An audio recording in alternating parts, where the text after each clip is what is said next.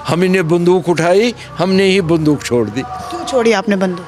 क्या हासिल करने निकले थे? वो आज़ादी हासिल करने निकले थे। फिर ये आज़ादी का सपना टूटा कैसे? कौन फ्यूल करता था इन आज़ादी के सपनों को? फ्यूल कौन करता था? फ्यूल वो दोनों तरफ से होता था। मेरे सामने तकरीर में उसने कहा मैं JKLF का बुनियादी मेंबर हूँ। नमस्कार, मैं अर्चना तिवारी आप सभी का स्वागत करती हूँ द राजधर्म पर। ये कश्मीर में मेरा तीसरा वीडियो है और मेरे साथ जो शख्सियत बैठे हैं ये खुद 77 साल के हैं। अभी लोकसभा के बाद एक विवाद छिड़ा था ना कि प्रधानमंत्री 75 साल के हो जाएंगे तो फिर प्रधानमंत्री कौन रहेगा। हमारे दिल्ली के पूर्व मुख्यमंत्री अरविंद केजरीवाल ने भी कहा था कि प्रधानमंत्री खुद के चुनाव के लिए नहीं लड़ रहे हैं, ये जो है वो अमित शाह को प्रधानमंत्री बनाने के लिए चुनाव लड़ रहे हैं। बहरहाल मेरा ये कहने का मुद्दा इसलिए था क्योंकि ये खुद 77 साल के हैं और इस बार ये विधानसभा चुनाव में मैदान में हैं। और जब मैं इनसे बात कर रही थी तो ये मुझे बता रहे हैं कि ये 10 से 12 किलोमीटर रोज़ चलते हैं, मतलब कैंपेनिंग के दौरान। तो मैंने कहा भारत जोड़ो यात्रा में आपको राहुल गांधी जी का थोड़ा साथ देना चाहिए था। फिर उन्होंने जवाब में कहा कि मुझे मेडल मिलना चाहिए था क्योंकि मैं इतना अभी तक चुस्त और दुरुस्त हूँ। चलिए हम अपनी बातचीत की शुरुआत करते हैं। आबिद अंसारी साहब का नाम है और पीपल कॉन्फ्रेंस पार्टी से ये आते हैं, दूसरी बार ये MLA का चुनाव लड़ रहे हैं। सारा मुद्दा हम समझने का प्रयास करेंगे और शिया समाज से ये आते हैं। और यहाँ पे जब मैं पिछली बार कश्मीर में कवरेज के लिए आई थी तो एक शियाओं का एक बहुत बड़ा मुद्दा मेरे सामने रखा गया था जो मैं आज इनके सामने रखूँगी। पीछे जो दो भाई साहब आपको खड़े दिख रहे हैं, मैंने इन दोनों से बात किया था पिछली बार, इस बार मैं इनके सामने रखूँगी। आपका एक त्यौहार होता है मुहर्रम, कैसा बीता आपका इन 77 सालों में? आपकी कितनी याददाश्त अगर है तो मुहर्रम की यहाँ पर? 77 साल में जो आप पूछ रहे हैं कि जब मैं बालिग हो गया जी, तब से लेकर मैं चलता था वो मुहर्रम के जुलूस में। लेकिन बदकिस्मती से जब मिलिटेंसी यहाँ शुरू हुई जी, तो वो सबसे बड़ा जुलूस जो 10th मुहर्रम का हमारा होता है वो बंद हो गया। अब वो आज तक बंद है, आज तक बंद है, अभी तक बंद है। लास्ट ईयर भी वादा देने के बावजूद गवर्नमेंट जो हमारी एडमिनिस्ट्रेशन है इस काबिल नहीं बनी कि वो हमें ये जुलूस निकालने का मौका देती या इंतज़ामात करते। लेकिन उसके पहले एक और जुलूस निकलता है जो लाल चौक से होता हुआ डल गेट में जाता है। लास्ट ईयर अजीब तमाशा हुआ कि भाई आप जुलूस निकालो, मेरे ख्याल से वो तकरीबन 6-7 किलोमीटर का फासला है। इज़ इट पॉसिबल ह्यूमनली कि 7 किलोमीटर का फासला जुलूस में मातम करते हुए रुक के 2 घंटे या 3 घंटे में हम तय कर सकें? नहीं, तो हमने पूरा किया। खैर लास्ट टाइम वो पहली बार हुआ था 2-3 घंटे का जुलूस को दे दिया 8 मुहर्रम। हाँ, और वो भी 30 साल के बाद। 30 साल के बाद आपने अपना जुलूस निकाला मुहर्रम के समय। वो हमेशा ऐसा होता था कि पता नहीं यहाँ के एडमिनिस्ट्रेशन क्या सोचती थी कि 8 मुहर्रम को जो जुलूस निकलता था वो कहते थे कि भाई 8 मुहर्रम का जुलूस अगर ठीक ठाक से निकला तो इसका मतलब है हालात ठीक हैं और 10 का हम परमिशन देंगे जी। इस साल 8 मुहर्रम का जुलूस बड़ा ठीक ठाक तरीके से निकला जिसमें लाखों लोगों ने शिरकत की, लेकिन फिर भी मुहर्रम 10 मुहर्रम जो असल मुद्दा हमारा है उसकी परमिशन नहीं मिली। आबिद साहब, मैं यहाँ पर आपसे जिक्र करना चाहूँगी, आपने कहा लाखों लोग की भीड़ जी इस बार थी। कौन से सन की बात है ये? लास्ट ईयर 2023 24 की बात है, 2 महीने पहले की बात है। मुहर्रम अभी 2-3 महीने ही हो गए ना मुहर्रम को, 2 महीने पहले। तो ये फर्स्ट टाइम हिस्ट्री में हुआ 30 सालों में। हाँ, 30 साल में पूरी तरह से 8th मुहर्रम का हमें इजाज़त मिली, राइट फ्रॉम गुरु बाज़ार टू डल गेट। लेकिन ये जो 10 मुहर्रम का जुलूस निकलता है ये वहाँ लाल चौक से, वहाँ से निकल कर यहाँ हमारे JD बल में अली पार्क है, इमाम बाड़े के साथ, आपने इमाम बाड़ा देखा होगा, उसके एडजेसेंट एक बड़ी बार पार्क है, वहाँ पर टर्मिनेशन होती थी। नहीं मिला। अच्छा, ये जो आप, चूँकि ये मुस्लिम, अगर हम देखें तो मुस्लिम बहुल राज्य है कश्मीर में, श्रीनगर में मुझे मुस्लिम समाज के लोग दिखते हैं, आप लोग खुद मुस्लिम समाज से आते हैं, लेकिन जब मैं दूसरे पत्रकारों से बात करती हूँ तो वो कहते हैं चूँकि आप लोग यहाँ पे माइनॉरिटी में हैं, शिया समाज, आप लोगों के त्यौहार में दिक्कत, 30 सालों से आप लोग त्यौहार नहीं मना पा रहे। कश्मीरी पंडितों की तो दूर की बात है, उनकी तो दूर की बात है, वो खुद हिंदू हैं, पंडित हैं, उनकी दूर की बात है। आप लोग अपना त्यौहार क्यों नहीं इतने सालों से मना पा रहे थे? हाँ, आपको गवर्नमेंट से पूछना चाहिए, जो परमिशन नहीं देते हैं। जब आप मुझे इजाज़त देंगे ना बाहर चलने के लिए, तभी तो जाऊंगा ना। घर आपका है, आप सब संभालते हो।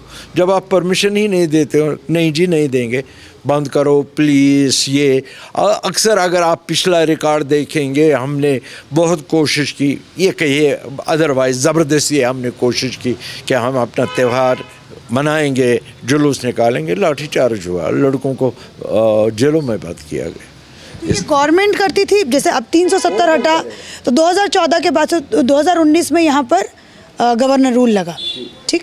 उससे पहले तो गवर्नमेंट्स यहाँ पर थे, तो उन लोगों, मतलब चाहे आप पीडीपी कह लीजिए या फिर आप फारूक साहब की गवर्नमेंट कह लीजिए या फिर बीजेपी और पीडीपी ने जब अलायंस करके यहाँ पर गवर्नमेंट बनाया, तो क्या माहौल ऐसा यहाँ पर रहता था कि मिलिटेंसी, आपने कहा ना मिलिटेंसी की वजह से, तो आप लोगों से क्या दिक्कत उन लोगों को होती थी? वो खुद इस्लामिक समाज से? नहीं, मैं बताऊंगा। मिलिटेंट को समझना है थोड़ा, ये समझा रहा हूँ मैं आपको।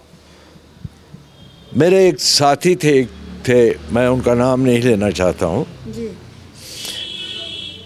हुर्रियत बनने से पहले वो बहुत ही प्रो इंडियन थे। अच्छा, नाम नहीं पूछेंगे आप प्लीज़। तो फिलहाल पाकिस्तान चले गए थे, ऐसा कुछ? कहीं नहीं चले, सलाउद्दीन? नहीं मर गए वो। अच्छा, ठीक। तो एक दिन मैंने उनको पूछा, मैंने कहा यार तू तो बड़ा प्रो इंडियन था, अब वहाँ से इधर शिफ्ट किया, कहे क्या कहते हो यार, आज़ादी चाहिए हमें, कश्मीर को आज़ाद करना है। मैंने कहा ठीक है।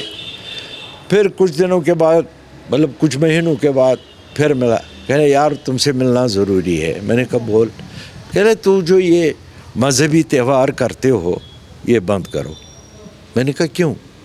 कह रहे हम दुनिया को कहते हैं कश्मीर एबनॉर्मल है, नॉर्मल सी नहीं है, वहाँ हालात ख़राब, मार दाड़ है, लोगों को मारा जाता है, कत्लेआम हो रहा है। जब तुम लोग ये फंक्शन करते हो तो दुनिया को पता चलता है वहाँ हालात नॉर्मल है। अच्छा। ये तो उसकी थिंकिंग थी, मतलब दुनिया को ये दिखाने के लिए कि कश्मीर अभी टर्बुलेंस में है, कश्मीर में टर्मोइल है। हमने वो नहीं देखा। हमने घर में ही सही, अपनी लोकलिटी में ही सही, अपने मजहबी त्यौहार मनाए।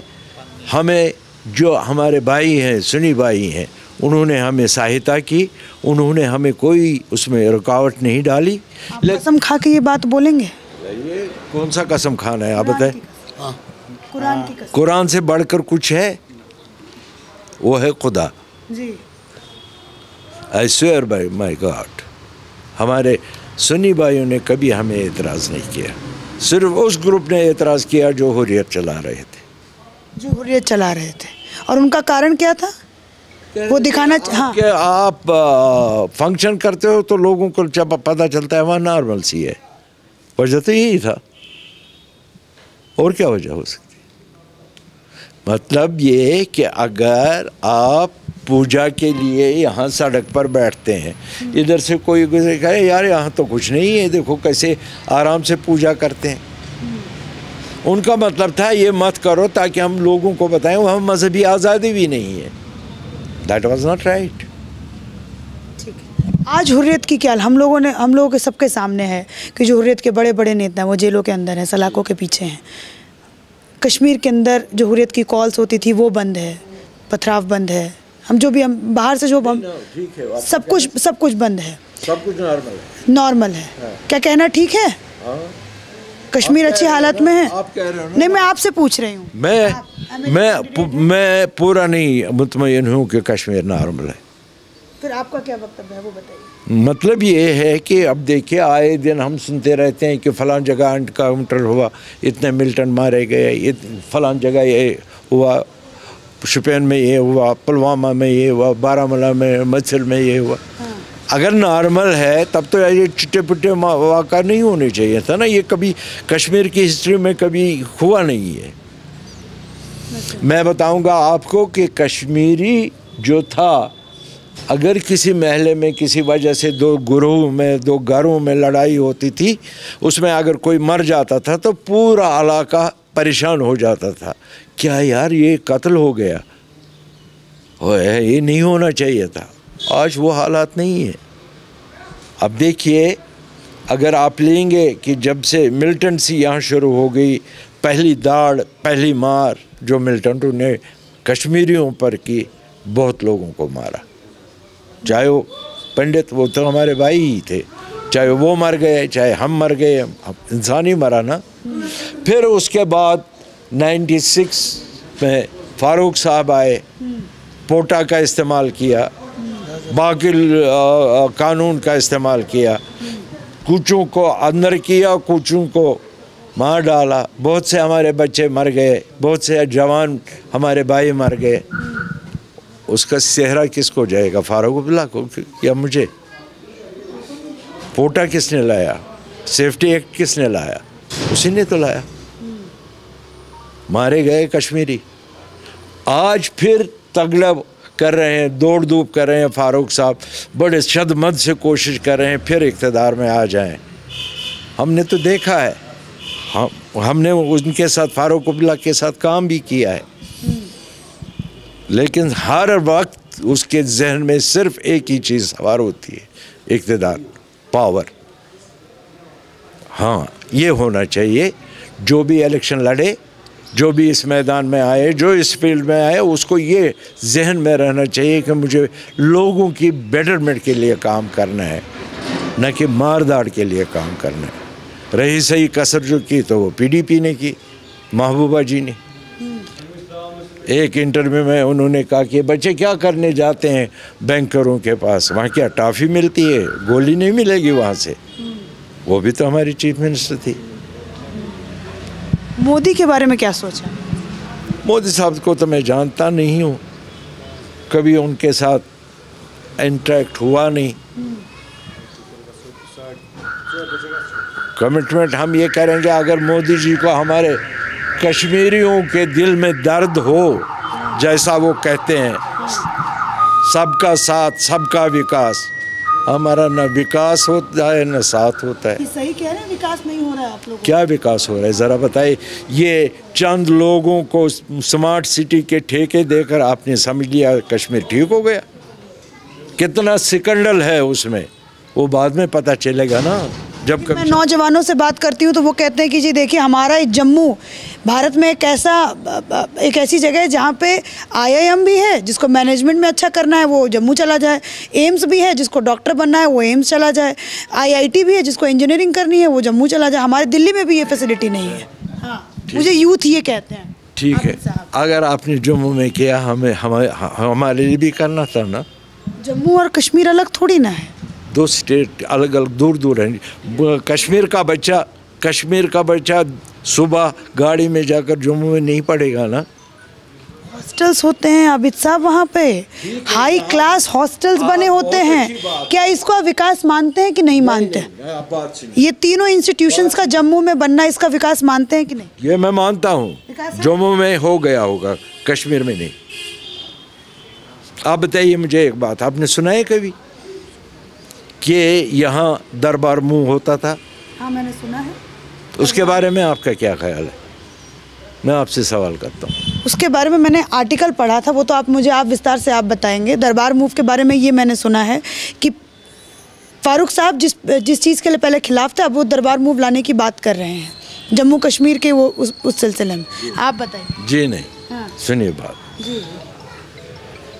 जम्मू कश्मीर का ये टोपोग्राफी का है कि सर्दियों में यहाँ बर्फबारी होती है, स्कूल बंद होते हैं। हाँ। यहाँ शिफ्ट पूरा दफ्तर, पूरा सेक्रेटरीट जम्मू चला जाता था। उससे दो फायदे होते थे। यहाँ के लोग जम्मू जाके, कश्मीरी लोग जाके जम्मू में अपने जम्मू वाले भाइयों से इंटरेक्ट करते थे, मिलजुल जाते थे, मिलजुल जाते थे। बच्चे बच्चियाँ हमारी बहनें माएँ जाके शॉपिंग करती थी, बड़ी बड़ी नई नई चीज़ें मिलती थी, ठीक है। तो हमारे कुछ मुलाजिम उधर जाके काम करते थे 6 महीने। ये महाराजा के वक्त से था, ये मैंने नहीं किया, महाराजा के वक्त से ये चला आ रहा था। बंद किसने किया? जी नहीं। इल्ज़ाम गलत क्यों? आपके एलजी साहब ने, एलजी साहब ने ऑर्डर निकाला, नो, वहाँ भी रहेगा यहाँ भी रहेगा। नतीजा ये हुआ जो हम एक साथ मिलते जुलते थे उसमें थोड़ी सी दूरी हो गई। जम्मू वालों को एक तासुर दिया जाता है, कश्मीरियों को दूसरा तासुर दिया जाता है। लेकिन मैंने तो पढ़ा है कि फारूक साहब ने इसको बंद करा है, फारूक साहब ने इसको बंद करा है। फिर अभी ये इलेक्शन में दरबार मूव लाने की वापस से बात कर रहे हैं। बात है दरबार मूव, फिर आता है आता नहीं। हाँ, ये मैंने पढ़ा है फारूक साहब के। पढ़ने की बात अलग है, हकीकत ग्राउंड रियलिटी कुछ और है। ये आप पता कर सकते हैं, जाके मनोज जी से पूछिए कि ये दरबार मूव बंद क्यों किया। बहाना ये बना खर्चा ज़्यादा होता है, गाड़ियाँ लगती हैं, फाइलें जाती हैं, बाकी चीज़ें जाती हैं, अकोमोडेशन की। वहाँ तो ऑलरेडी सब कुछ बना हुआ था, क्वार्टर्स हैं, बाकी जगह जो महाराजा के वक्त से चला। आपके लिए नया नहीं बनाना था, इंफ्रास्ट्रक्चर नहीं बनाना था, किसी के लिए अकोमोडेशन की प्रॉब्लम नहीं थी वहाँ जम्मू जाने में। वो जाता था आराम से, बच्चों को ले जाते थे, वो बेचारे सर्दी से बच जाते थे। ये मनोज ने कहा कि नहीं, दरबार मूव ख़त्म करो, इसमें खर्चा ज़्यादा होता है। अब मैं सवाल करता हूँ अपने लेफ्टिनेंट गवर्नर से, ठीक कह रहे हो आप, बिल्कुल सही बात है, खर्चा ज़्यादा होता है। ये बताइए, ये जो हमारी सड़कें यहाँ थी जिस पर एक साथ 4 गाड़ियाँ चलती थी, आज तो 2 भी नहीं चल पाई, वजह क्या है? शहर का जो शेप था, जो महाराजा के वक्त से हमने मेंटेन किया था, उसको डिस्टर्ब किसने किया? हमारे लेफ्टिनेंट गवर्नर ने। आप लाल चौक जाइए, देखिए जो इस नाम पर स्मार्ट सिटी के नाम पर जो यहाँ तबाही हो गई, वहाँ बड़ा दिन में देखिए, पर डे आप पता कराइए। लोग तो कहते हैं कि जम्मू कश्मीर में खूब डेवलपमेंट्स है, 33,000 करोड़ के प्रोजेक्ट्स यहाँ पे, सब झूठ। एक मुझे बताइए कौन सा प्रोजेक्ट बना? अटल टनल, फिर श्यामा प्रसाद मुखर्जी टनल, तो तमाम तरीके के टनल्स, ये टनल बने। रोजगार, ट्रांसपोर्ट अगर सुधरेगा तो रोजगार आएगा ना। इसको नहीं पता, मुझे पता है, टनल बने, मजबूरी है, टनल मजबूरी है। मैं बताऊँ, हमारे फौजी भाई बॉर्डर्स पर हैं, उनके लिए प्रॉब्लम हो जाती है। आप कभी नहीं ये नहीं समझ सकते कब किस वक्त क्या होगा। पाकिस्तान खामोश नहीं बैठता है। तो मेरे फौजी भाई को जिस एरिया को 4 नहीं से 8 घंटे लगते थे, टनल उसके लिए, मेरे लिए भी बना, मैंने भी फ़ायदा उठाया। वो टनल उसके लिए बना ताकि वो 4 घंटे में वहाँ पहुँच जाए, उसका फ़ायदा मुझे भी मिला। तो क्या आप लोगों को पाकिस्तान से दिक्कत नहीं? कितनी अगर देखा जाए बर्बादी पाकिस्तान ने कश्मीर में किया, तो वो उससे तो अच्छा हो गया ना। कश्मीर अगर कुछ भी पाकिस्तान करता है तो तुरंत, जो पहले 8 घंटे 9 घंटे में होता था, अब 4 घंटे में फौज पहुंच जाएगी। वही तो मैं, आपने तो मेरी ही बात कही ना आपने। वही तो मैं कह रहा हूँ, आपको सहूलियत, आपकी सहूलियत के लिए मुझे भी सहूलियत मिली। इसको आप अच्छा स्टेप मानते हैं कि नहीं मानते? डेवलपमेंट अब बन रहा है, एक टनल और बन रहा है यहाँ आपके लद्दाख के लिए, बहुत अच्छी बात है। तो गवर्नमेंट का इस चीज़ पे अप्रिसिएशन करना चाहिए कि नहीं करना चाहिए? गवर्नमेंट का, जिसने बनाया, स्टेट गवर्नमेंट का काम नहीं। हाँ, तो हम शुक्रगुजार हैं। कह रहा हूँ, जो शुक्रगुजार नहीं रहेगा तो वो गुनाह है। हम उसके लिए गडकरी साहब के शुक्रगुजार हैं। उन्होंने जो सड़कों का जाल यहाँ बिछाया, हम उसके लिए शुक्रगुजार हैं। एलजी की कंट्रीब्यूशन तो नहीं है। आपको हंसी क्यों आ रही? ठीक है, एलजी से मतलब थोड़ा सा दिक्कत है यहाँ पे। थोड़ा सा क्या, बहुत ज़्यादा नहीं। सवाल ये है, एलजी किस लिए बैठा है यहाँ? लोगों की बात सुनने के लिए। नहीं सुनते? आप ज़रा उससे पूछिए कि हमने कितनी बार आपसे रिक्वेस्ट की, हम आपसे बात करना चाहते हैं, कितनी बार 8 साल में हमको टाइम मिला as a public representative. Beside this I am vice president of PC. Beside that I am general secretary of all Jammu and Kashmir Shia association.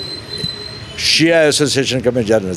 उस हिसाब से अपॉइंटमेंट मांगी, नहीं मिली. इस हिसाब से मांगी, नहीं मिली. विल यू इमेजिन, एक बार में उससे सिर्फ मिला, और वो भी 5 मिनट में पूरी बात भी नहीं सुनी.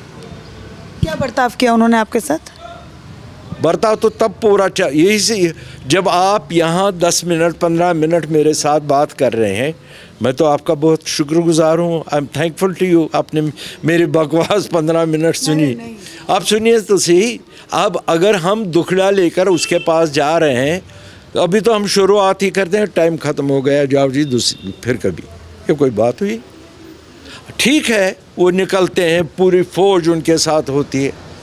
आप एक बात ज़रा मुझे बताइए, एज अ ह्यूमन बीइंग, अभी आप सड़क पर जा रही हो गाड़ी में, इधर से LG साहब जा रहे हैं, सारा ट्रैफिक बंद. आपके पीछे एम्बुलेंस है, उसमें मेरी माँ, मेरी बहन, she is crying by labour pain.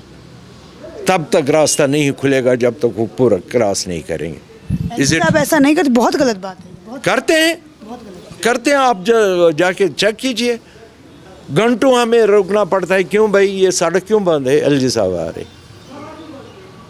LG साहब को अगर हम रोज़ मीडिया में कहते हैं कश्मीर बिल्कुल नॉर्मल है, हालात ठीक हो गए हैं, सब ठीक हो गया, LG साहब को इतनी सिक्योरिटी की क्या ज़रूरत है? सड़कें बंद करो फिर ये चलेगा. जज आप बनो. अब मैं एक और मुद्दे पे आपसे पूछना चाहती हूँ. टूरिज़्म पर क्या कहेंगे? टूरिज़्म बढ़ा है आपके हिसाब से? टूरिज़्म ये स्टेट गवर्नमेंट की कोई देन नहीं है ना, टूरिस्ट की देन है. टूरिस्ट कैसे आएगा अगर उसको इन्फ्लुएंस नहीं करेंगे? सुनिए ना मेरी बात. हाँ. आप छोड़िए, अपने मीडिया छोड़िए. एज अ कॉमन मैन हम लेंगे.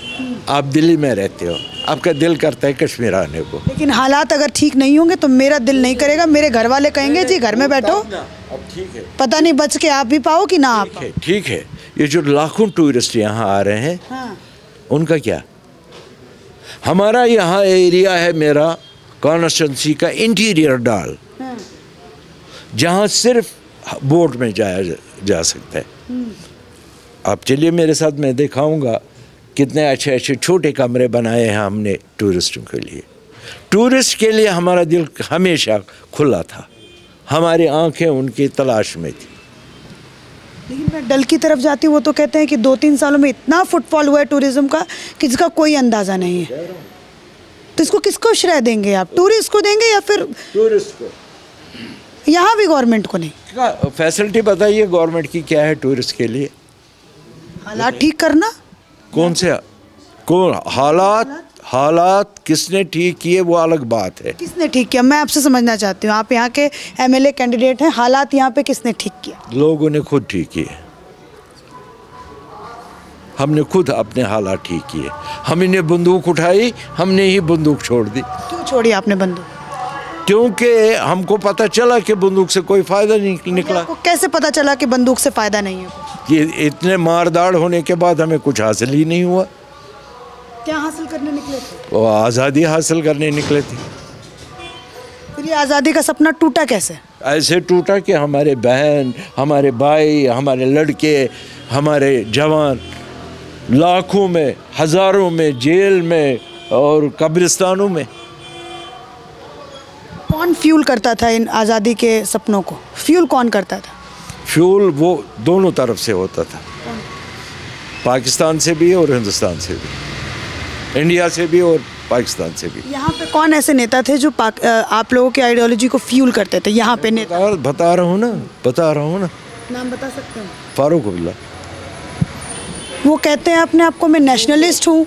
मेरे 10,000 लोग जो हैं वो मरे हैं क्योंकि मैं प्रो इंडिया की बात करता. 10,000 लोग आप कह रहे हैं वो फ्यूल करते थे आज़ादी के? उसके इतने औलाद हैं 10,000। वो तो कौरव और पांडवों से भी आगे निकल गया। कौन से उसके 10,000 आदमी मर गए।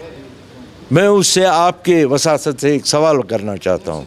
फारूक साहब को अगर याद होगा कि दिल्ली से जब यहाँ मिलिटेंसी पीक पर थी, दिल्ली से होम मिनिस्ट्री से वो पैसा लाते थे अपने वर्करों के लिए।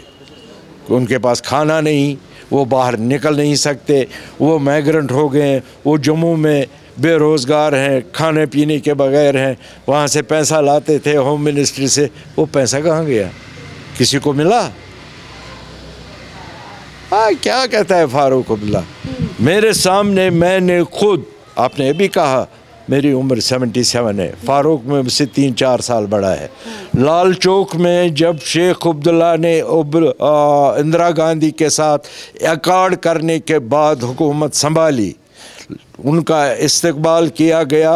लाल चौक में लोग उनको बेवकूफ़ बनाया। उन्होंने सोचा पता नहीं शेख अब्दुल्ला ने क्या लाया होगा, उन्होंने वही लाया एक कुर्सी चीफ मिनिस्टर की, वज़ीर आज़म की नहीं। मेरे सामने फारूक अब्दुल्ला ने एक स्टेज बना था बड़ी बड़ी बसों का। ये मुझे ऐसे याद है जैसे कल हुआ है। मेरे सामने तकरीर में उसने कहा मैं JKLF का बुनियादी मेंबर हूँ। फारूक साहब ने? जी। आज वो कहेंगे मैं दूध का दूल्हा हूँ।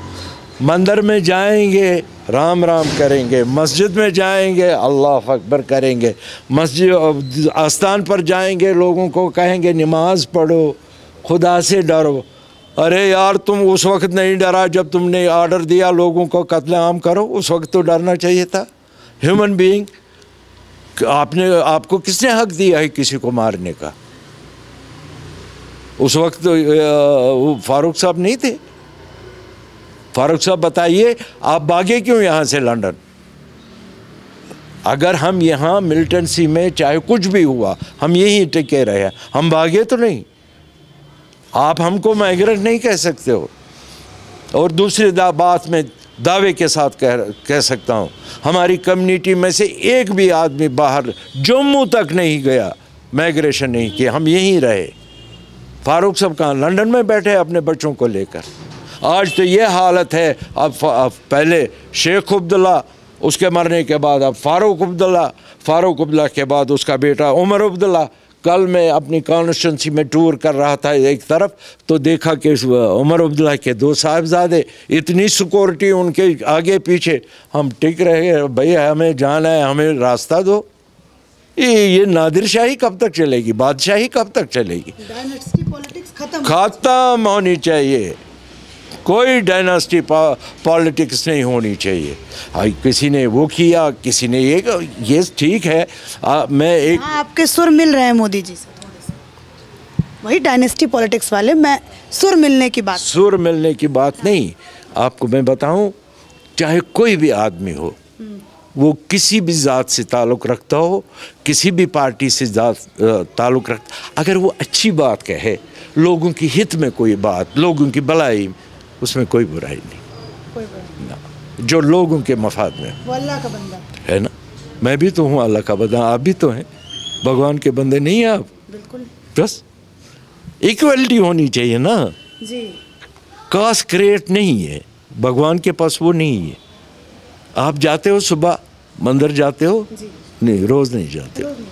वे मैंने कहा ये आपका एक्सपीरियंस है जो बता दिया। मैं रोज़ नहीं जा पाती, लेकिन मैं हाँ जाती हूँ। यूजुअली मैं कब जाती। लेकिन हम 2 बात कर रहे हैं, मैं लोगों की बात है, मैं अपनी बात करूँ। मैं रोज़ सुबह 4 बजे उठ के मुँह हाथ धो के खुदा के हाज़िर में अपना सर झुकाता हूँ। ऐ खुदा, तुमने मुझे पैदा किया, मुझे वो हौसला दे ताकि मैं लोगों के काम आ जाऊँ। क्या और क्या? अच्छा, अब आपके पास चूंकि समय भी कम है, पीछे से मुझे लोग इशारा कर रहे हैं बंद कीजिए, बंद कीजिए, बंद कीजिए। मेरे पास बहुत समय है, बात करूँ ना आराम से मैं, ठीक है। तो ये जो इलेक्शन से बात कर रहा हूँ आपसे। Thank you so much sir. यहाँ पे जब आप इस इलेक्शन में जब आप घूमते हैं, तो इस इलेक्शन में मुझे लोग बताते हैं कि बहुत शांति से ये इलेक्शन हो रहा है। इस बात को मानते हैं कि नहीं मानते? मतलब मुझे आप बताइए, ये इलेक्शन दूसरे इलेक्शन से कैसे अलग है? फिलहाल शांति है। पिछला इलेक्शन जो था 2014 में, उसमें पार्टिसिपेशन बहुत कम थी। बहुत कम थी। कारण क्या? लोग पूरी तरह ज़हनी तौर तैयार नहीं थे इलेक्शन के लिए। अच्छा। वो ये कहते थे कि जो पिछले लीडरान थे, पार्टियां थी, उन्होंने बड़े बड़े वादे किए इलेक्शन में, लेकिन हमारा कोई काम नहीं, कोई वादा पूरा नहीं है, इसलिए बदजन हो गए थे। अच्छा, बॉयकॉट कर दिया। बाइकाट कर दिया। ठीक है। उसके बाद एक और टर्न मिला, यार एक बार फिर हम कोशिश करेंगे, शायद ये हमारे नेता सुधर जाएं, हमारा काम हो जाए। मुझे नहीं लगता कोई काम होगा। ये मेरे वोटर ही नहीं है, ये मेरे कार्यकर्ता भी हैं, इन्होंने मुझे वोट दिया है, ये इसी वेसिनिटी में रहते हैं।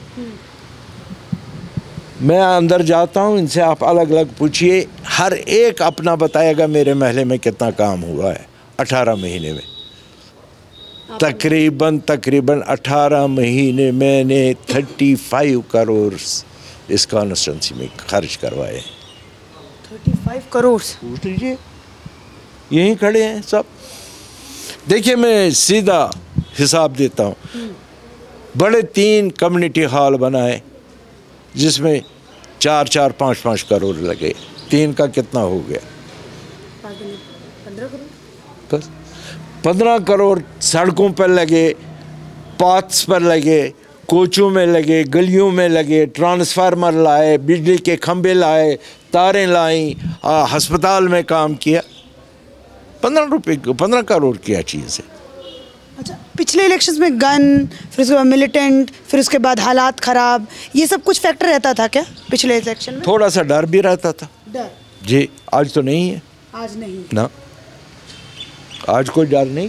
किसी से भी पूछिए, आज कहता है, हर एक कहता है मैं वोट डालूंगा।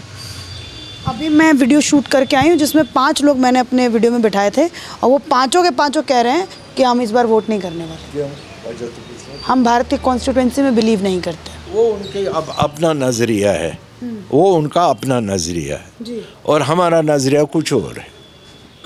हम पैदा हुए हैं हिंदुस्तानी, हम जिंदा हैं हिंदुस्तानी, हम मर जाएंगे हिंदुस्तानी। क्या बात है, इस बात पर ताली होनी चाहिए, इनकी ताली आप लोग प्लीज।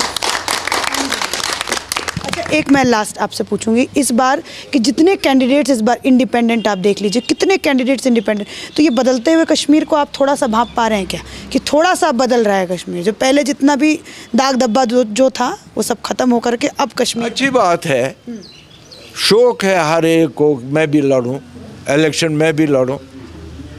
इतने कैंडिडेट्स, इंडिपेंडेंट कैंडिडेट्स आ गए, उनका शौक है भाई, शायद मैं ही जीतूं, शायद लोगों के दिल में मेरी ही बात उतर जाए, मुझे ही वोट मिल जाए।